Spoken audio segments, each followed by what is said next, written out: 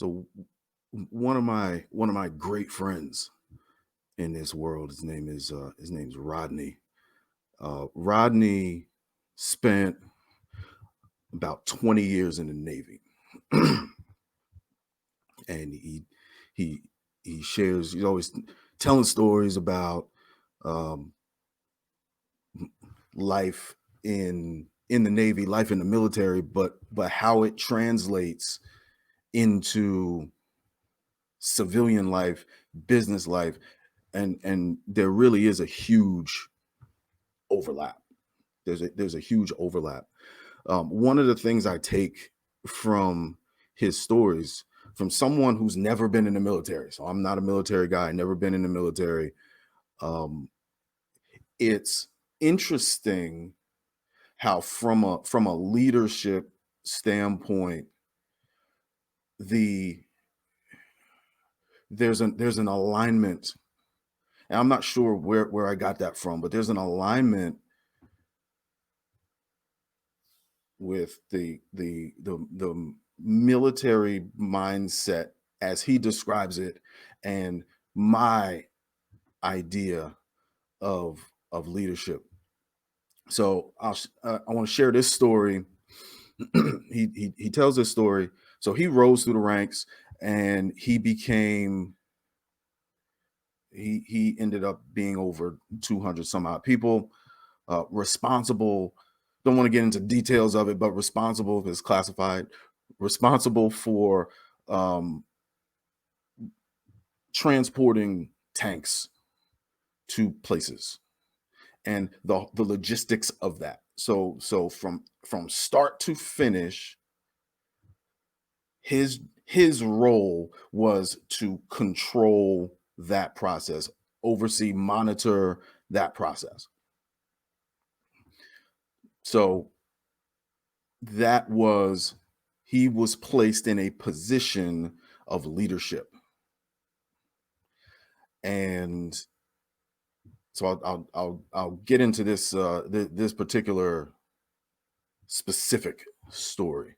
So something had happened, and um, something didn't go right.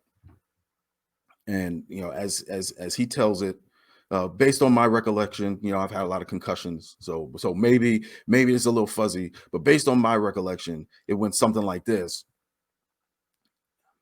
So he's in the office of the commander, so someone above him, right? He's in the office of the commander, and the commander says something like, "Well, we need to make sure I need to find out why this tank didn't get to this place, or why in the supply room there isn't this stuff."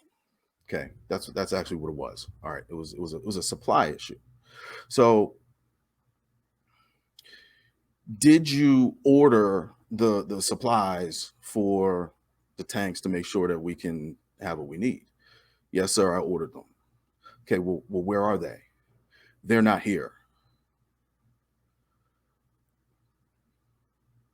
Now, for and this is where it clicked for me. This is where I knew I was kind of on the right track from a mindset standpoint.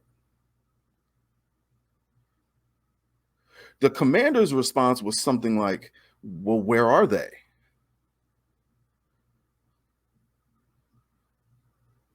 "Oh, well, maybe someone below me was supposed to order them and didn't." Commander's response: "So, where are they?" Well, uh, ultimately, as the leader of that group, Rodney was 100% responsible for that thing not being where it was supposed to be. Now stay with me, because this is gonna turn into something. 100% responsible for the results his team got, right? Now, watch this. When Rodney and I were discussing that story, Rodney did what he was supposed to do. But from an accountability standpoint, at the end of the day, there's one person responsible for the results of that team, and that was Rodney. That's the leader. That's the leader of the team. So I don't care if it's commander, if it's captain, if it's president, CEO, executive director, if it I don't care what it's called, but at the end of the day, there's one person responsible, because often we'll be the first one standing in line waiting to get our backs patted when things go well. All right, so I don't want to drift too far away from that. So Rodney's message to me was, and he carries this with him now in the business he's in. And from as leaders, as a leader, his job was to motivate and empower the people on his team. If they weren't motivated and empowered and to do a job, that's on him. That's a reflection of his leadership or lack thereof. Listen to that again. That's a reflection of his leadership or lack thereof. So now, as I'm hearing these stories from him, this one in particular, I'm thinking to myself, wow. So I have been thinking that way for much of my life. Now, my dad was military, but he didn't really impart that on me, I don't think. And maybe I took that in that way. I have family members in the military, former military. So now I'm thinking, all right, so this is good because I feel like I'm on the right track. Leadership positions that I've been in, leadership positions I'm in. One of the things I try to teach my kids, it's not about fault. It's about responsibility. It's not about fault. It's about responsibility. And I think that's the message that I got from Rodney. So yes, indeed, it's not about fault, because in that example, it wasn't his fault. So his job was not to order those supplies and put them in the stock room and make sure all the tanks had all the lube and oil and whatever tanks need to keep going, right? But as the leader of the team that was responsible for that, ultimately the buck stopped with him. So I say all of that to say to share this. So this is the rant part. So that's the front of the story.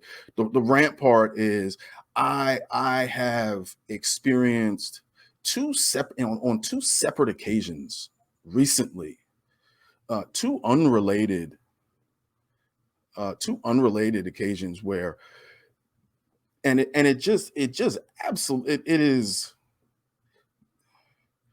It's sad. It's disgraceful to me how you can be. It's almost like we want to have the title of leader. We want to have the title of whatever happens to be, right?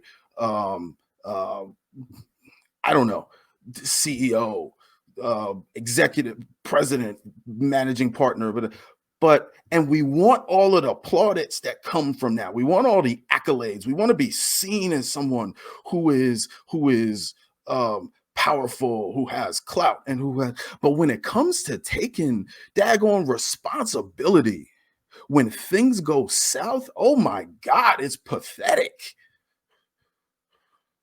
It is pathetic.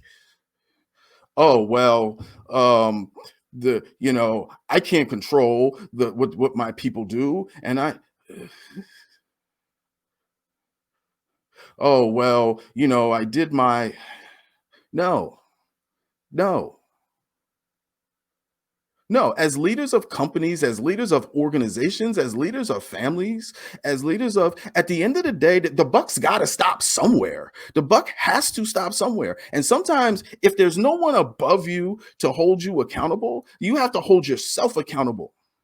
So I tell people this. I say that I am never going to hold anybody to doing something that I'm not willing to do myself 1% better than you. So if I'm holding you to do 50 push-ups, I'll do 50 and a half. 1%, right? So I'll do 50, I'll do 51. So note to self, do 100 next time, right? I'll do 50. I'm willing to do 51 because I am leading as a leader, I'm leading by example.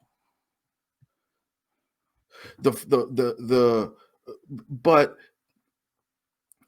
if you don't do 50, that is my responsibility as a leader. And that, so leaders, many leaders just want to be followed, but they don't really want to lead. They don't really want to lead. They just want to be deified. They want to be on that pedestal so they can stand up and say, yes, I'm a leader and people are following me. But you might turn around, and if ain't nobody following you, you're not a leader. You're not a leader. So just staying on course here. um it just amazes me how people can accept that.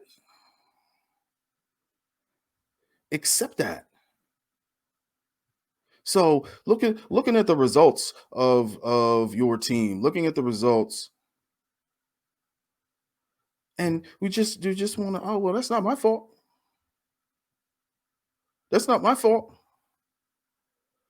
Hey, I did my part. You ain't do your part if you're a leader, unless you're not a leader. So now it begs the question: were you ever a leader? So if I'm willing, I'll just wash my hands with this, and well, it didn't work out. It didn't work out. Cool.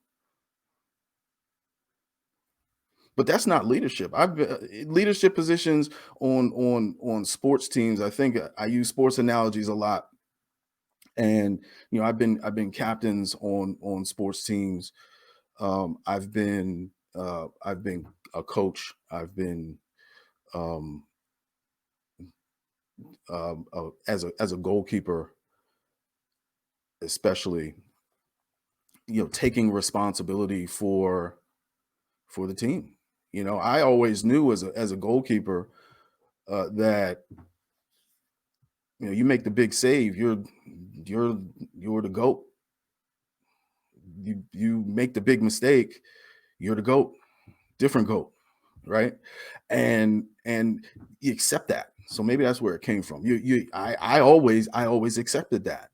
If my team lost, I'm pointing three fingers back at myself, thinking, okay, what could I have done differently? If my team doesn't hit the goals that they're supposed to hit, one, two, three, what could I have done differently? If this were all my fault, why would it be? Why would it be? And that's just I the rant the foundation of this rant was just based on what the I just didn't see that this week. and, and it was just a shame. It was a shame. It's a shame how people just don't take responsibility for the roles they're in. So take that for what it is, chew on it, spit it out, whatever you want to do. Really don't care. But hopefully you can get, there's something in there for somebody. At the end of the day, as leaders, maybe the positive takeaway from this, as leaders, I'll leave you with this. This is something that works for me. If it were all my fault, why would it be? So I use that statement. If it were all my fault, why would it be? And what that helps me to do is that helps me to see, because we get stuck on fault, we get stuck on blame. Fault and blame have nothing to do with responsibility. Okay, if it were all my fault, why would it be? I could have communicated that better. Not, oh, I shouldn't have given that person the responsibility to do something that, no, me. So when leaders are checking themselves, and when leaders are um, self-assessing, that's what leaders do. I could have communicated that better. We do it in business, we do it in family, we do it in marriage, we do it in lots of different areas of our lives. But use that. If this were all my fault, so if you're not getting the results you want, if this were all my fault, why would it be? Didn't communicate that well. I could have been clearer.